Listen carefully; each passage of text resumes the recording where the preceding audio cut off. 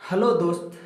आप सभी का स्वागत है आपके अपने यूट्यूब चैनल जेबी क्लास बाय प्रमोद सर पे। दोस्त, आज फिर मैं आपके लिए 4 सब्जेक्टिव प्रश्न लाया हूँ जो कि आपकी एग्जाम के लिए बहुत ही महत्वपूर्ण होगी। ठीक है, चलिए स्टार्ट करते हैं आज की सेशन को।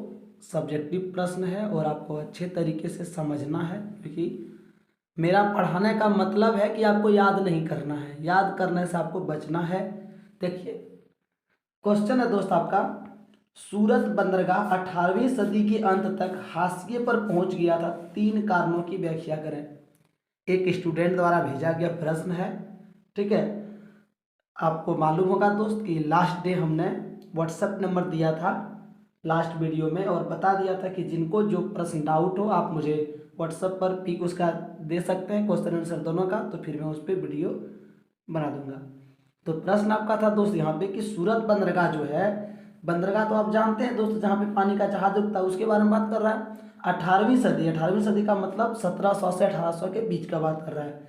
ठीक है, सूरत बंदरगाह क्या हो गया था, हाशिए पर पहुंच गया था। क्यों भाई, क्या कारण था? 3 कारण बताना है। देखिए, इसका आंसर है दोस्त यहाँ पे कि सूरत जो है पूर्व औपनिवेशिक काल का एक महत्वपूर्ण बंदरगाह था। सूरत बंदरगाह जो था वो क्या था दोस्त, सूरत बंदरगाह तो पूर्व औपनिवेशिक काल का एक महत्वपूर्ण बंदरगाह था।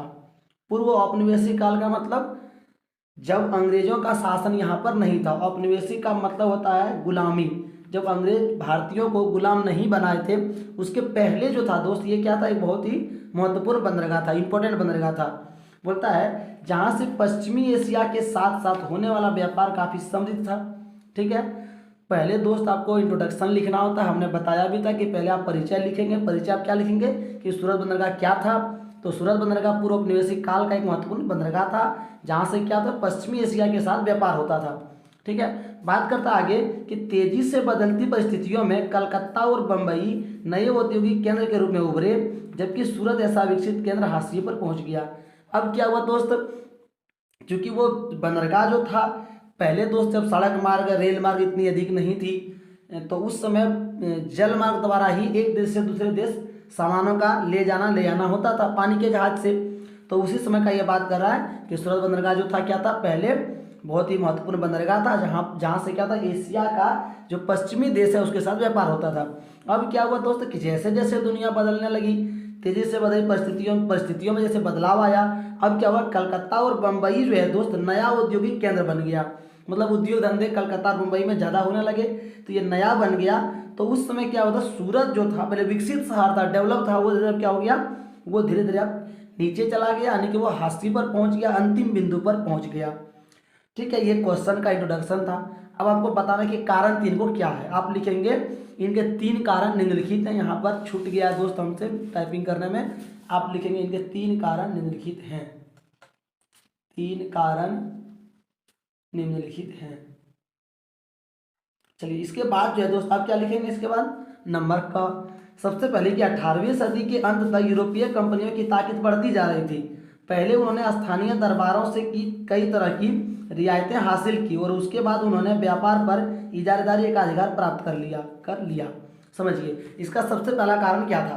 पहले पहले दोस्त जब अंग्रेज यहाँ पर आए, ठीक है, यूरोपीय कंपनियां जब यहाँ पर आए, ईस्ट इंडिया कंपनी की बात कर लें, तो उस समय जो दोस्त वो क्या थे, वो कमजोर थे, उसकी ताकत कम थी। तो वो क्या करते थे, ये जो सूरत का बंदरगाह था, इसी से अपना वो सामान को ले आने काम करता था। लेकिन धीरे धीरे आकर वहाँ क्या हुआ, वो मजबूत होने लगा, और जब ये मजबूत हो गया तो एक समय ऐसा आया कि उन्होंने एकाधिकार प्राप्त कर लिया कि इस क्षेत्र में सिर्फ हम ही व्यापार करेंगे।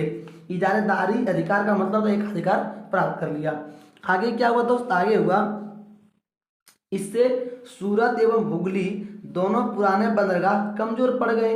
अब क्या हुआ कि अब जो है दोस्त, अब जब कलकत्ता और मुंबई जब नया क्षेत्र बन गया, वहाँ पे उद्योग लगने लगे, तो अब क्या, वो जो पहले का बंदरगाह था सूरत और हुगली, ये क्या हो गया, कमजोर पड़ गया। ये अब यहाँ से ज़्यादा सेलिंग नहीं होने लगा। बोलता यहाँ से होने वाला निर्यात में नाटकीय कमी आई। नए बंदरगाह के जरिए होने वाला व्यापार कंपनियों के नियंत्रण में था, और कारण इसका ये था कि जो नया बंदरगाह था कलकत्ता मुंबई, वहाँ का बंदरगाह जो था वो कंपनियों के नियंत्रण में था। वहाँ सिर्फ वही कंपनियां व्यापार करती थी, उसका एक अधिकार हो गया था। तो इसीलिए वे लोग क्या कर रहे थे कि जो कलकत्ता का नया बंदरगाह था और मुंबई वाला वहाँ से वो लोग अपना सामान को ले आने का काम करने लगा, और आपका ये सूरत बंदरगाह जो दोस्त, सूरत और हुगली पीछे पड़ गया, हाशिए पर चला गया। यही इसका मेन कारण था। ठीक है, क्या कारण था दोस्त? यही इसका मेन कारण था कि अंग्रेज जो थे, अंग्रेजों को क्या हो गया था, इस पे जो है दोस्त ईस्ट इंडिया कंपनी को एक अधिकार प्राप्त हो गया था। किस पर? कलकत्ता और मुंबई पे। तो ये लोग उसी बंदरगाह से सामान को ढोने का काम करते थे, और आपका ये सूरत बंदरगाह और हुगली जो है पीछे पड़ गया। चलिए, दो दो पॉइंट हम लोग समझ लिया। अब जो इस क्वेश्चन का तीसरा पॉइंट है दोस्त, कि पुराने बंदरगाह की जगह नए बंदरगाह, ठीक है, का बढ़ना महत्व औपनिवेशिक सत्ता की बढ़ती ताकत का संकेत था। अब जो पुराना बंदरगाह था उससे ज़्यादा जो नया बंदरगाह का ताकत हो गया, इसका मेन कारण क्या था, मेन संकेत क्या था, कि विदेशी ताकत यहाँ पे, औपनिवेशिक सत्ता यहाँ पर बढ़ती जा रही थी। ठीक है, ये 3 बात था। चलिए अब नए क्वेश्चन को आते हैं। ठीक है, नया प्रश्न है दोस्त, कि क्या कारण है, क्या कारण है कि बैंक कुछ कर्जदारों को कर्ज देने के लिए तैयार नहीं होते हैं। अब आपको बोला गया है कि वो कौन सा कारण है जिसके चलते बैंक जो है दोस्त नए कर्जदारों को कर्ज देना नहीं चाहता है। अब आप सबसे पहले क्वेश्चन समझिए। क्वेश्चन क्या बोला है कि वो कारण क्या है, कौन सा कारण है जिसके चलते कुछ कर्जदार जो है, बैंक जो है कुछ कर्जदारों को, मतलब कुछ कर्जदार को कर्ज देना नहीं चाहता। बैंक कर्ज सबको देती है, लेकिन सबों में से किसी को वो ज़्यादा देना चाहती है। जो नया कर्जदार है उसको कम देना चाहेगा, पुराने वाले को ज़्यादा देगा जिसे क्रेडिट बना हुआ है। तो आखिर यही बताना है कि वो कर्ज क्यों नहीं देना चाहता है। देखिए लिखा है कि कई बार बैंक कुछ कर्जदारों को कर्ज देने के लिए तैयार नहीं होते। इसके प्रमुख कारण निम्नलिखित है। क्या कारण है भाई? सबसे पहला, कुछ कर्जदार बैंकों को अपनी आय का प्रमाण पत्र देने में असमर्थ रहते हैं। मतलब बैंक का नियम है कि आपको वो लोन तभी देगा, आपको कर्ज तभी देगा जब आपके पास क्या हो, आय प्रमाण पत्र हो। अगर आपके पास आय प्रमाण पत्र नहीं हो तो नहीं देगा। तो कुछ कर्जदार, मतलब कर्ज लेने वाले जो हैं, वे क्या करते हैं, अपना आय नहीं देते हैं, जिसके चलते उनको कर्ज नहीं मिलता है। दूसरा कारण क्या है दोस्त? दूसरा कारण है कि कुछ लोग अपनी नौकरी के विषय में बैंकों को ब्यौरा उपलब्ध नहीं करा सकते। कुछ ऐसे भी लोग होते हैं जो उनका बिजनेस क्या है, कौन सा नौकरी है, किस तरह से उनका अर्निंग है, ये चीज़ जो है दोस्त वो बैंक को उपलब्ध नहीं कराती है। तीसरा क्या है, कुछ लोग कर्ज के बदले में भूमि, पशु, संपत्ति आदि के रूप में ऋणात्मक उपलब्ध नहीं करा सकते। ठीक है, जब भी बैंक आपको कुछ ना कुछ कर्ज देगा उसके पहले आपका पूरा वो बायोडाटा तैयार करेगा कि आप कहाँ से हैं, क्या है, नहीं है। तो यही 3 कारण हो गया। चौथा क्या है कि कुछ लोग गारंटी देने वाले 2 लोगों को नहीं ला सकते। ठीक है, मतलब जो लोग क्या होगा, आपको कर्ज देगा तो आपको 2 गारंटर भी वहाँ खड़ा करना होता है, तो ही आपको कर्ज मिलेगा। तो फिर जो लोग गारंटर नहीं खड़ा कर सकते, गारंटी देने दो व्यक्ति, उनको भी कर्ज नहीं मिलता है। ठीक है, तो अब यहाँ आपका क्या हो गया दोस्त, प्रश्न था कि आखिर कारण क्या है, क्या कारण है जो बैंक क्या करते हैं, कुछ लोगों को कर्जा नहीं देते हैं। 4 कारण। सबसे पहला, वे लोग क्या करते हैं, वो आय प्रमाण पत्र नहीं दे पाते हैं। दूसरा क्या करते हैं, वो बैंकों को अपना ब्यौरा नहीं दे सकते कि उसका इनकम क्या सोर्स है। तीसरा क्या है कि वे जो है दोस्त बदले में कुछ को दिखा नहीं सकते कि मेरे पास भूमि है, पशु है, संपत्ति है। और तीसरा जो है दोस्त अपना गारंटी लोग को खड़ा नहीं कर सकता। यानी कि आपको बैंक से कर्ज लेना, आपको 4 चीज़ होना चाहिए। सबसे पहले पास आपका इनकम सर्टिफिकेट होना चाहिए, आपको कौन सा बिजनेस आप करते हैं वो आपको उपलब्ध कराना होगा। तीसरा क्या है, भूमि वगैरह, पशु वगैरह आपको दिखाना होगा कि मेरे पास इतना जमीन है, इतना पशु है, ये बिजनेस हम करते हैं। और चौथा क्या है, गारंटर आपको रखना होगा। ठीक है, तो ये आपका 2 क्वेश्चन हो गया। चलिए 2 क्वेश्चन और 8-10 मिनट के अंदर में देख लेंगे। अब जो आपका तीसरा प्रश्न है दोस्त, महात्मा गांधी ने कहा कि स्वराज की लड़ाई दरअसल अभिव्यक्ति, प्रेस और सामूहिकता की लड़ाई है। ठीक है, की लड़ाई है। कारण दे, मतलब क्या पूछा आपको कि महात्मा गांधी ने एक वर्ड कहा था, क्या कहा था कि स्वराज की लड़ाई जो है वो क्या चीज़ है, वो अभिव्यक्ति, प्रेस और सामूहिकता की लड़ाई है। तो आपको क्या करना है, इसका कारण देना है कि उन्होंने ऐसा क्यों कहा था। उनका कहना था कि स्वराज की लड़ाई का मतलब हो गया अभिव्यक्ति की लड़ाई, प्रेस की लड़ाई और सामूहिकता की लड़ाई। अभिव्यक्ति का मतलब होता है दोस्त अपना पर्सनैलिटी। ठीक है, प्रेस का मतलब होता है अपना जो आपका न्यूज वगैरह जो छपता है वो हो गया प्रेस हो गया। और सामूहिकता का मतलब हो गया एक समूह में हम लोग सब हैं। तो महात्मा गांधी का कहना था कि स्वराज की लड़ाई मतलब स्वतंत्रता की जो लड़ाई है वो मुख्य रूप से क्या है, तो अपना पर्सनैलिटी की लड़ाई है, पर्सनैलिटी ऊंचा करने का, प्रेस पे आपका एक अधिकार, स्वतंत्र अधिकार प्राप्त करने का। ठीक है, तो ये क्यों कहा था, इसका कारण बताना है। देखिए दोस्त, आपको क्या करना है, आप इंट्रोडक्शन पर लिखेंगे, परिचय लिखेंगे। परिचय में क्या लिखेंगे, तो यहाँ पर जो दोस्त परिचय आप यहाँ पर एक साथ ही सारा हम लिख दिए, आप इसको कट कर लेंगे चाहेंगे तो बाद में। पहला आंसर है दोस्त कि महात्मा गांधी ने यह शब्द 1922 ईस्वी में असहयोग आंदोलन के मध्य कहे थे। ये शब्द जो है कौन सा शब्द, कि स्वराज की लड़ाई का मतलब हो गया अभिव्यक्ति, प्रेस और समानता की लड़ाई। ये शब्द महात्मा गांधी ने कब कहा था, जब असहयोग आंदोलन चल रहा था 1920 से 22 के बीच में, तब। बोलता है उनके अनुसार अभिव्यक्ति की स्वतंत्रता, प्रेस की स्वतंत्रता और सामूहिकता की आज़ादी के बिना कोई भी राष्ट्र जीवित नहीं रह सकता। उनका कहना था महात्मा गांधी का कि अगर किसी देश में अभिव्यक्ति की स्वतंत्रता नहीं है, मतलब अपना पर्सनैलिटी को ऊंचा करने की स्वतंत्र आप नहीं है, ठीक है, या अगर आपको पास सामूहिकता की ऊंचाई नहीं है, या प्रेस की स्वतंत्रता नहीं है, प्रेस का मतलब हो गया दोस्त आपका कि कुछ भी सरकार से बिना परमिशन लिए कुछ भी न्यूज़ में हम दे सकते हैं, अखबार का न्यूज़ बना सकते हैं कोई चीज़ का, तो जब तक ये सब चीज़ नहीं रहेगा तब तक जो है दोस्त वो राष्ट्र जीवित है ही नहीं। अगर उस देश में व्यक्ति को अपना पर्सनैलिटी ऊंचा करने का जगह मिले, ठीक है, समूह बनाने की आज़ादी मिले, ग्रुप बनाने की आज़ादी मिले, तो ही वो देश स्वतंत्र है, नहीं तो वो स्वतंत्र नहीं है। ये पहला कारण था, इसलिए महात्मा गांधी ने ऐसा कहा था।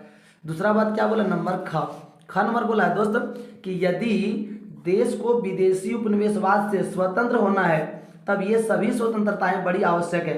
अब उनका कहना था, उपनिवेशवाद का मतलब तो गुलाम बनाने वाला, उनका कहना था कि अगर विदेशी उपनिवेशवाद मतलब अंग्रेजों से अगर यदि स्वतंत्र होना है तो ये चीज़ें जो है हम लोगों के पास होना जरूरी है। क्या क्या चीज़, आपका अभिव्यक्ति की स्वतंत्रता, प्रेस की स्वतंत्रता और सामूहिकता की। आगे बात करता है कि राष्ट्रवाद के उत्थान के लिए इन 3 स्वतंत्रताएं का होना अति आवश्यक है, ठीक है, ये ख नंबर था। ग नंबर इसका है दोस्त यहाँ पर आपका कि अतः गांधी जी ने जब स्वराज को अपना उद्देश्य घोषित किया तो उन्होंने स्पष्ट रूप से ठीक है, अभिव्यक्ति, प्रेस और संगठन बनाने की स्वतंत्रता को स्वराज का महत्वपूर्ण भाग स्वीकार किया। यानी कि जब से उन्होंने देश को आज़ाद करने का उद्देश्य किया तो सबसे पहले उन्होंने अपने अंदर क्या लाया कि प्रेस की स्वतंत्रता होनी चाहिए, अभिव्यक्ति स्वतंत्रता और संगठन मतलब ग्रुप बनाने की स्वतंत्रता होनी चाहिए, पार्टी बनाने का, ठीक है। अगला नंबर बोला घ नंबर, उन्होंने स्पष्ट रूप से कहा कि स्वराज की लड़ाई सबसे पहले इन स्नातक ग्रस्त आजादी की लड़ाई है, ठीक है। थोड़ा सा ये वर्ड यहाँ पे आपको टफ लगेगा तो आप इसको क्या करेंगे, लेकिन उन्होंने स्पष्ट रूप से कहा कि स्वराज की लड़ाई पहले इन चीजों की लड़ाई है, इन चीजों की आजादी की लड़ाई है, ठीक है। ये 4 पॉइंट था, ठीक है। चलिए अब देखते हैं 5वां प्रश्न को, सॉरी 4था प्रश्न। अगला प्रश्न दोस्त, राजनीतिक दलों को कैसे सुधारा जा सकता है।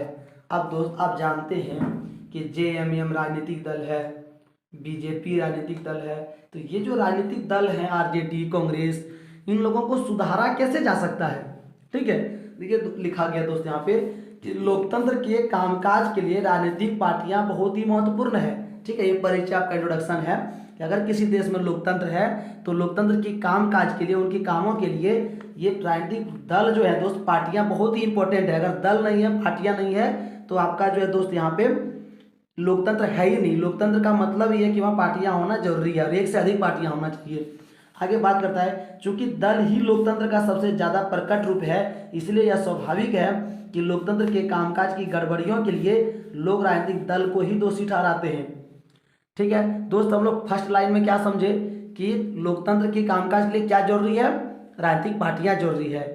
इसीलिए लोग क्या करते हैं कि अगर सरकार गलती काम करेगा, सरकार अच्छे से काम नहीं करेगा, वो क्या करते हैं, राजनीतिक पार्टी को ही दोषी बनाते हैं। कभी वो ये नहीं कहते हैं कि सरकार ने गलती किया, वो बोलेगा BJP ने गलत कर दिया, कांग्रेस ने देश को बर्बाद कर दिया, BJP देश को आगे बढ़ा रहा है। मतलब देश में सरकार कुछ भी अच्छा करे वहाँ किसका नाम हो जाता है, पार्टी का नाम हो जाता है, ठीक है। क्यों हो जाता है, क्योंकि लोकतंत्र का मतलब ये वहाँ राजनीतिक पार्टियां होनी चाहिए, पार्टियां ही वहाँ पे सब कुछ होती है, ठीक है। चलिए आगे बात करता था, चुनौतियों का सामना करने के लिए दलों को सुधारने की आवश्यकता है। इसीलिए अगर राजनीतिक अगर चुनौतियों को सामना करना है तो क्या करना होगा, सबसे पहले राजनीतिक दल को सुधारने की आवश्यकता है, जिसमें से कुछ मुख्य बातें आपका निम्नलिखित दिया गया नीचे। सबसे पहले क्या दिया गया दोस्त, देखिए सबसे पहले विधायकों और सांसदों को दल बदल करने से रोकने के लिए संविधान में संशोधन किया गया। नए कानून के अनुसार अपना दल बदलने वाले सांसद विधायक को अपनी सीट भी गंवानी होगी, उन्हें इससे मानना होता है। चलिए ये था दोस्त, क्या होता है, इसमें कुछ पहले ही सुधार किया जा चुका है। क्या सुधार किया गया दोस्त, कि कुछ विधायक लोग क्या करते हैं, कुछ विधायक, कुछ सांसद, वे क्या करते हैं दोस्त, चुनाव जीत जाते हैं दूसरा पार्टी से, और चुनाव जीतने के बाद दूसरा पार्टी में शामिल हो जाते हैं। 300 करोड़ 200 करोड़ दे दिया उसको दूसरा पार्टी वाला कि हमको मेरे साथ आइए सरकार बनाएंगे मिलके, वो चल जाता है। ठीक है, तो इसके लिए कानून बन गया है कि अगर कोई विधायक या सांसद ऐसा करता है कि अपना दल बदल लेते हैं, चुनाव जीतने के बाद एक दल से दूसरे दल में चले जाते हैं, तो उसका जो है दोस्त क्या हो जाता है, उसका सीट भी गंवाना पड़ता है, मतलब उसका विधायिका खत्म हो जाती है, उसको दोबारा चुनाव जीतना पड़ेगा वहाँ विधायक बनने के लिए। तो ये सबसे पहले सुधार करने के लिए सबसे पहला उपाय था जो कि हो चुका है संविधान में। ठीक है, दूसरा क्या है दोस्त, दूसरा देखिए यहाँ पे लिखा हुआ है कि उच्चतम न्यायालय ने पेशे और अपराधियों का प्रभाव कम करने के लिए यह आदेश जारी किया है कि चुनाव लड़ने वाले हर उम्मीदवार को अपनी संपत्ति का और अपने खिलाफ चल रहे आपराधिक मामलों का ब्यौरा देना पड़ेगा। मतलब पहला क्या किए दोस्त, पहला राजनीतिक दल को सुधारने के लिए अगर ये नियम बन गया कि अगर वे चुनाव जीतने के बाद पार्टी बदलते हैं तो उसकी सत्ता, उसकी जो है पावर चली जाती है, उसको फिर से चुनाव जीतना पड़ेगा। दूसरा क्या किया है, दूसरा जो है दोस्त सुप्रीम कोर्ट ने पहले ही घोषणा कर दिया है कि जो भी कैंडिडेट क्या करेगा, चुनाव लड़ेगा, तो उसको चुनाव के टाइम में आपको सारा ब्यौरा देना पड़ेगा कि उसके पास कितना पैसे है, कितना उस पर FIR दर्ज है। ये इसलिए किया जाता है ताकि चुनाव आयोग को ये जानकारी मिल सके कि कौन कितने आपराधिक किस्म के व्यक्ति हैं, और अगर उस किसी पर ज़्यादा ऐसा आपराधिक मामले हैं तो उसको जो है दोस्त वहाँ पे क्या किया जाता है, उसको नॉमिनेशन उसका कैंसिल किया जाता है। तो ये नियम भी बन चुका है। ठीक है, चलिए और कौन सा नियम है देखते हैं इसका। अगला है दोस्त आपका यहाँ पर, हाँ, तो ब्यौरा का एक शपथ पत्र के माध्यम से देना पड़ता है, ये आपका हो गया सेकेंड पॉइंट। थर्ड पॉइंट है दोस्त आपका यहाँ पे कि चुनाव आयोग ने एक आदेश के जरिए सभी दलों के लिए संगठित चुनाव करना और आयकर का रिटर्न भरना जरूरी कर दिया है। मतलब चुनाव आयोग ये बात जरूरी कर दिया है कि अगर आप चुनाव लड़ेंगे तो आपको क्या करना होगा, आपको इनकम टैक्स रिटर्न करना जरूरी होगा। ठीक है, इनकम टैक्स देना जरूरी हो जाएगा। आयकर रिटर्न का मतलब आय का जो टैक्स लगता है उसको जमा करना जरूरी है। तो ये चीज़ था, आपको 4 क्वेश्चन आज हम बताए दोस्त। आपकी 20 तारीख को एग्जाम है, उसके पहले हम प्रयास करेंगे एक और सेशन लेने का। तब तक आप मेरा मोबाइल नंबर नोट कीजिए और आपको जिस क्वेश्चन में डाउट है उसी क्वेश्चन का आंसर और क्वेश्चन पूरा हमको भेज दीजिए। उसी को दोस्त आपको इसी तरीके से हम डिटेल्स में एकदम समझा देंगे कि ताकि आपको सुन के भी याद रह जाए, आप वहाँ जाकर कुछ न कुछ अपनी लैंग्वेज में बनाकर लिख सकते हैं। ठीक है, चलिए best of luck, thanks for watching. And किसी प्रकार की दोस्त किसी को प्रॉब्लम है तो आप कमेंट जरूर कीजिए, आपको हम व्हाट्सएप नंबर भी दे चुके हैं दोस्त। ठीक है, चलिए मिलते हैं नई क्लास में।